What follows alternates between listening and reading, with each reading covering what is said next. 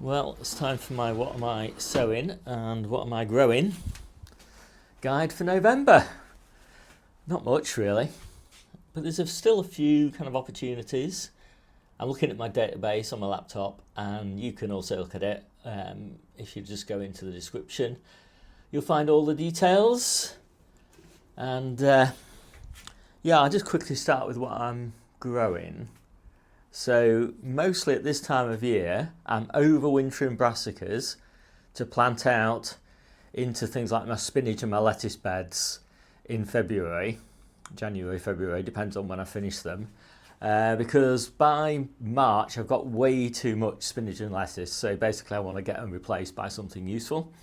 So I've got a few successions here of Romanesco cauliflowers, graffiti cauliflowers, Orkney cauliflowers, Marathon calabrese, and Caraflex and Offenham cabbages, and they're all growing pretty well. They all need pricking out now, and looking nice.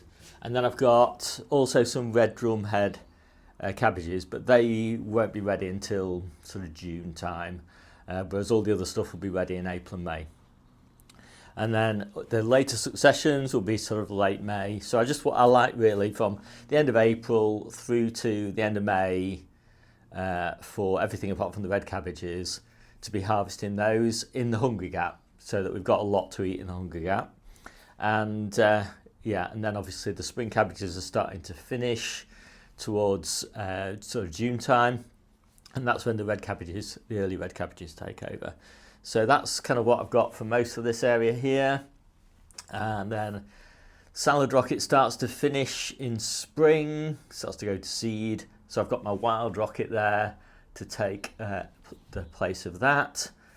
My Asian greens, they start to go to seed in sort of February time. So I've got some more Asian greens to sort of take their place down there. And some lettuces for March down there. So what I tend to find is that my winter lettuces, I try and get those, start to reduce the number of winter lettuces that I've got by March and take over with my favourite spring varieties. So I've got some of those there. And then a proportion of those Asian greens and lettuces and things like that will go into containers.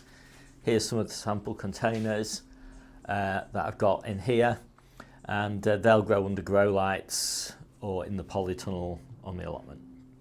And then also going into these containers, I've got Asian greens, baby beetroot leaves, spinach, and more baby beetroot leaves and chard leaves and things like that. And they're going to grow under these grow lights.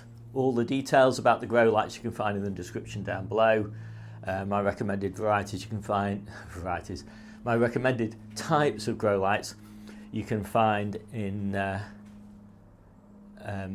my Amazon shop. There's a section on grow lights in there, and I've got comments on all of them as to which ones I'm actually using now and what I recommend them for and things like that.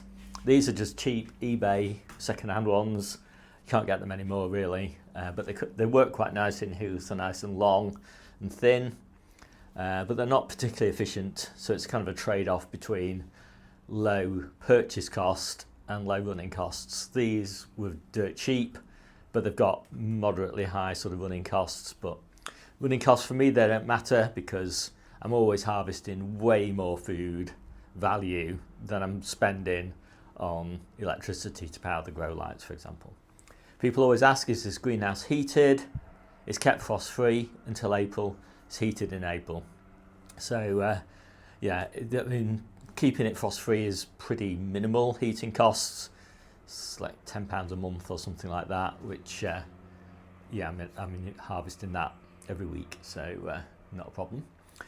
As you can see, all my tomatoes doing beautifully in here.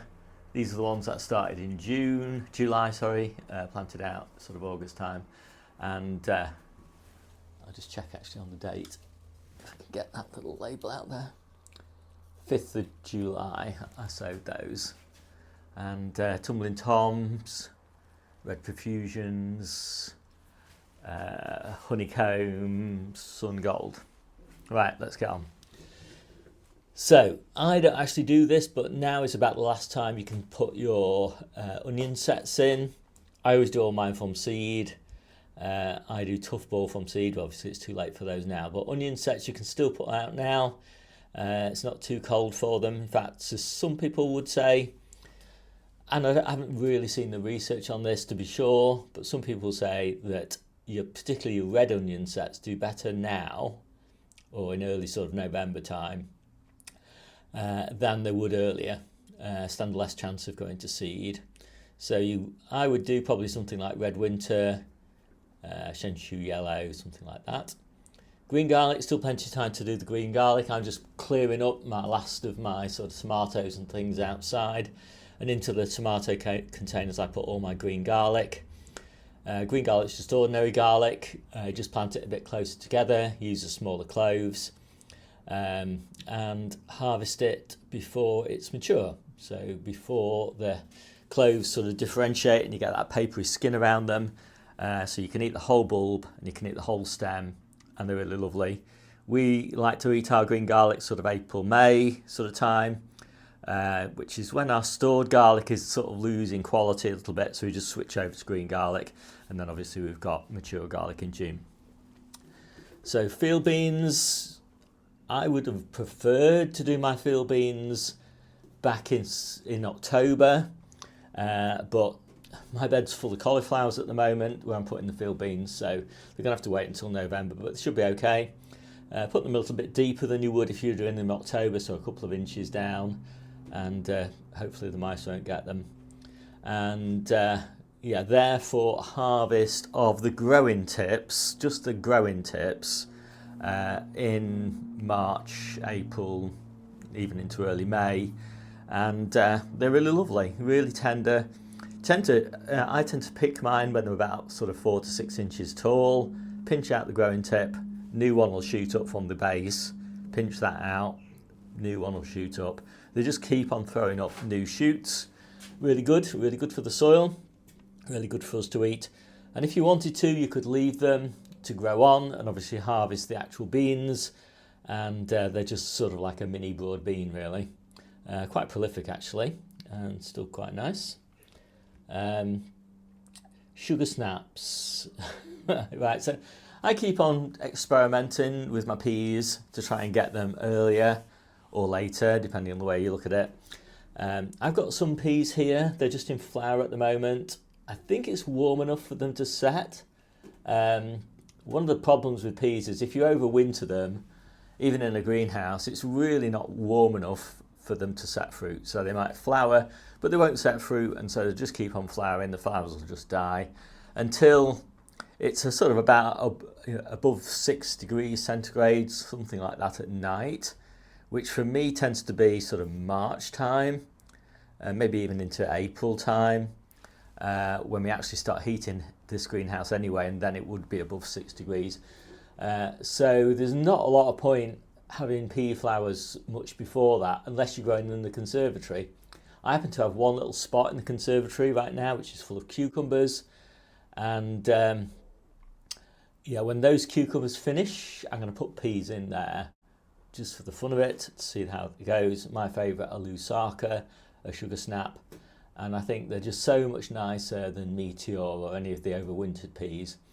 So yeah, so I've got those, I'm going to put those in, and then I'm going to start another batch sort of early November, put them out in the conservatory in December.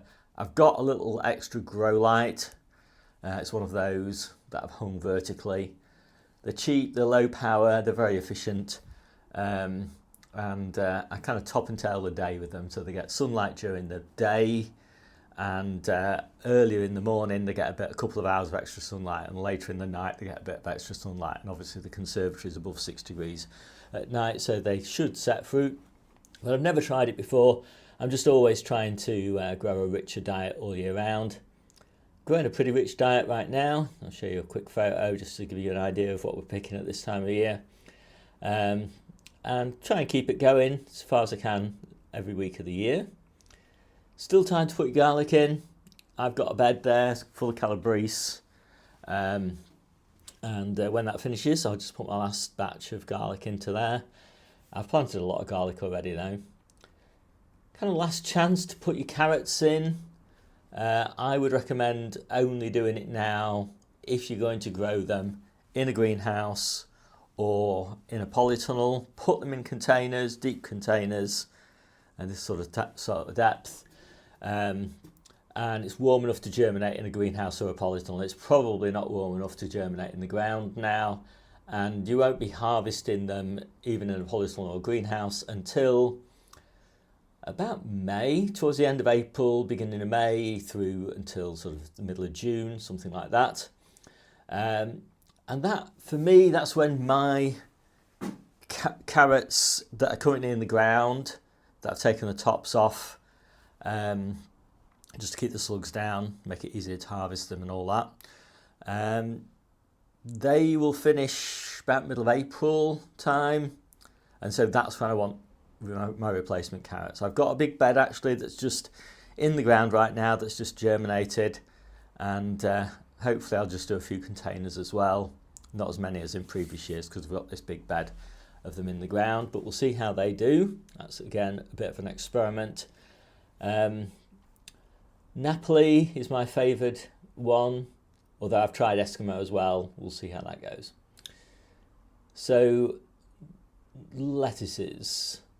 So I've got quite a few beds finishing right now. I've got a bed of salad rocket finishing, a bed of summer carrots, well, autumn carrots finishing.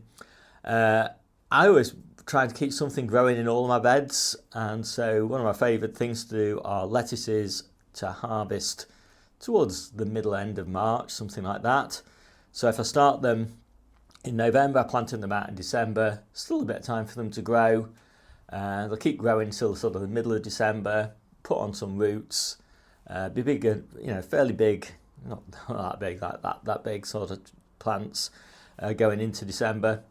They'll start growing again in early February, and by the end of February they'll be putting on some good growth. By middle of March they'll be kind of ready for the first light harvest.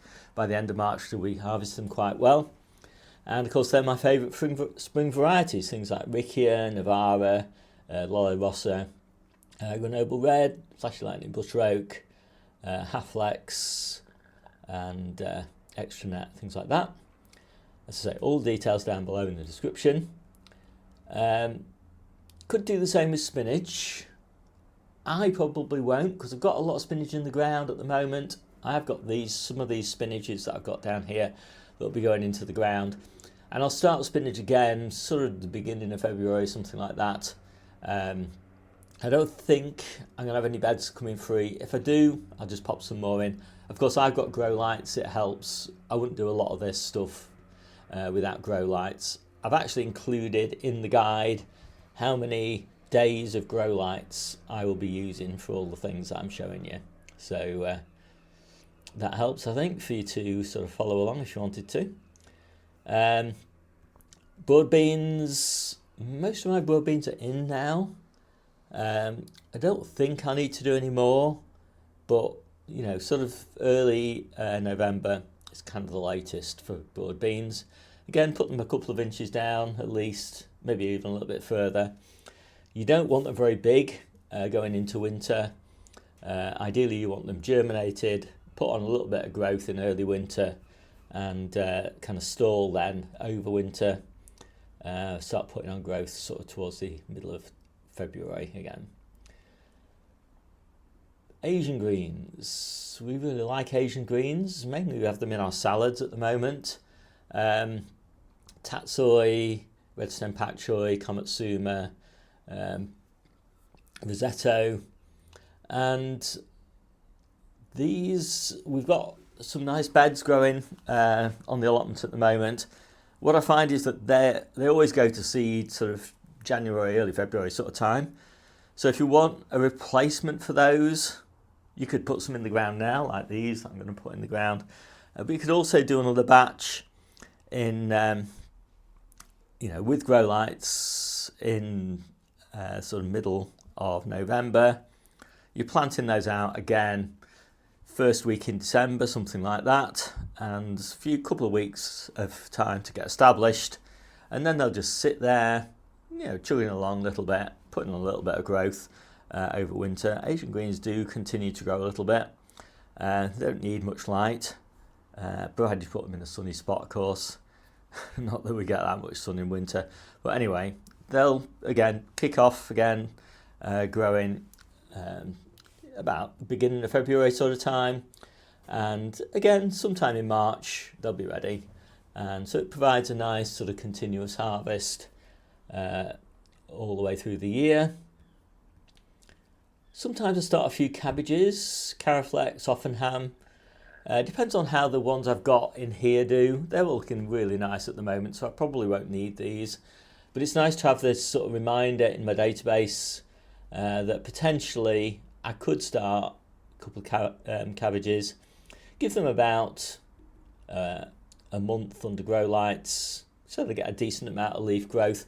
Once I've got a decent amount of leaf growth, and they're sort of looking a bit like these are here, then they survive over winter really nicely, and I get them planted out in sort of February, early March sort of time.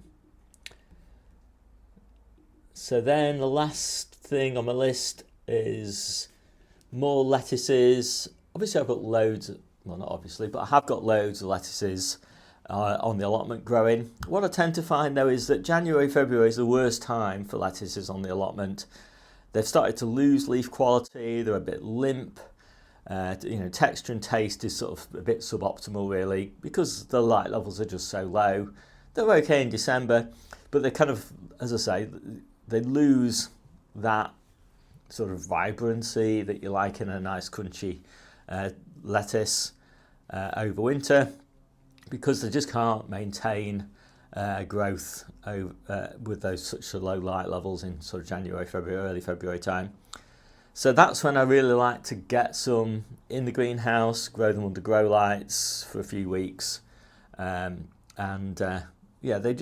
still pick them off the allotment, but it's nice to sort of add into the mix maybe 20% of higher quality leaves.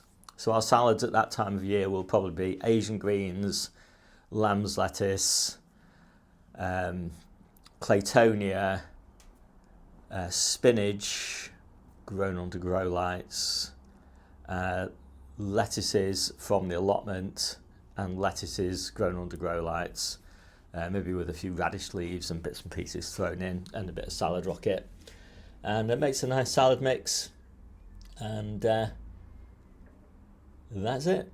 So lot to keep track of, lots to kind of understand in the way that I garden. I do recommend my newsletter. Comes out every week, goes through all the nitty-gritty details, what I'm sowing, what I'm pricking out, what I'm potting on, what I'm planting, what I'm harvesting, why I'm doing all those things at the time I'm doing them, when I'm expecting to harvest stuff, kind of what the logic is of how I design all my successions, all the problems I'm having, all the ways I'm solving those problems, or sometimes not solving them.